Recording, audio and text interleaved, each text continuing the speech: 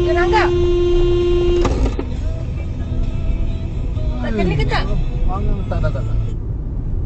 Aish, pun. Angkatlah tangan minta maaf ke brother. Takkanlah. Kaki Alif. Tengok dia.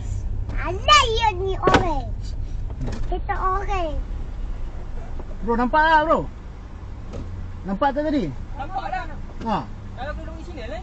Tak, Abang, masalahnya abang, bagi saya kat sini sebelah tak abang. semestinya boleh masuk. Bang, Kereta saya kat dekat. sebelah abang. Tanya saya dah apa kat depan. Tahu, Ah, tapi bukan, awak saya bagi kat sini sebelah. tak semestinya boleh masuk terus bang. Tengok kereta dulu. Astagfirullahaladzim, ya Allah. Ha, tengok kereta sebelum masuk. Ego tinggi betul.